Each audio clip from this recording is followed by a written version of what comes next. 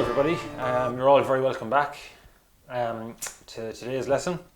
So last week we covered the left hand and the notes B, A and G.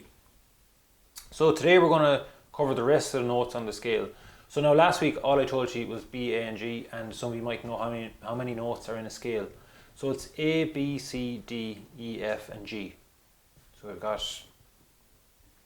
we've already got B, A and G.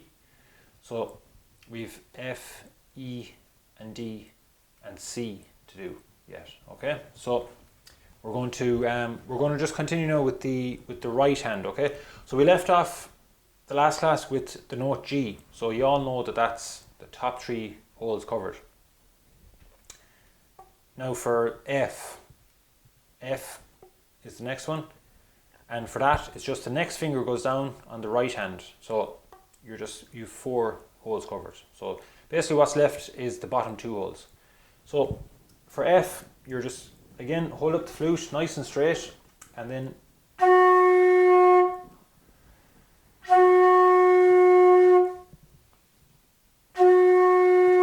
again, it's really important that the embouchure, that the mouthpiece is directly under your lip and in the middle of it, so that you get a nice clear tone directly into it.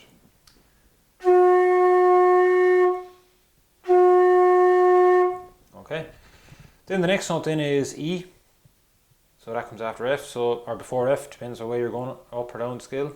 So that's the next finger down on the next hole. So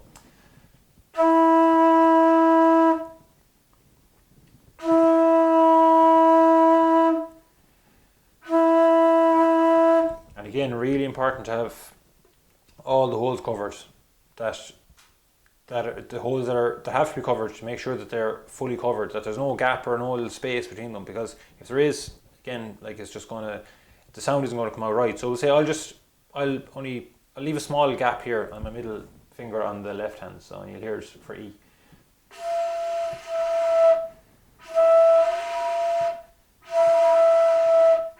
So you can hear that it's not right. So if you get a sound like that, you know there's something wrong, so you need to go and check it out. It's more than likely going to be that there's one of the holes not covered fully. So that's your E, the proper E. Then D then is our next note. So it's the last finger to go down, the ring finger on your right hand. So that's the 6 holes covered. So then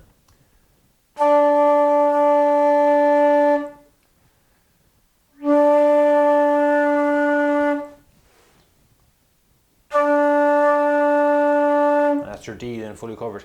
Now the lower down you go, so F, E or D, they're going to be harder notes to get than A, B or C or G, because it's going to take more air to fill the flute, because you've more holes covered and there's less holes for the air to come out, so it's going to take more by the time it travels all the way down to the end of the flute.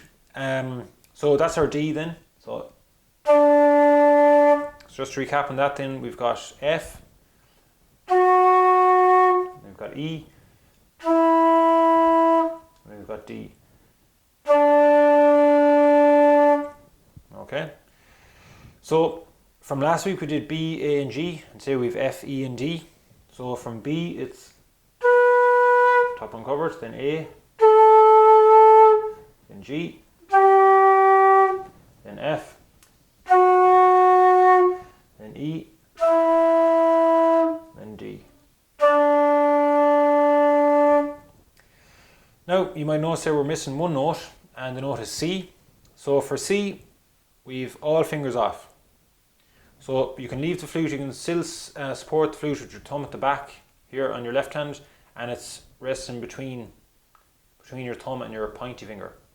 It's resting there, and then you've your right hand then as well, thumb at the back, and you can also leave your baby finger just resting. You can leave your baby finger resting there just to kind of support the flute. So C then is all fingers off, so all the holes are opened. So, and that C is called C sharp. So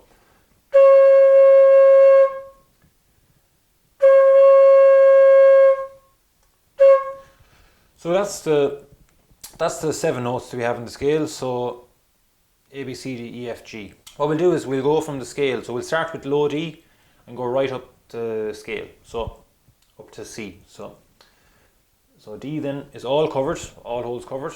So then E is your next finger up. Then F. Then G. Then A. The next one B. And then C. So that's our scale, and then we can go back down again if we want. So C, B, A, G, F, E.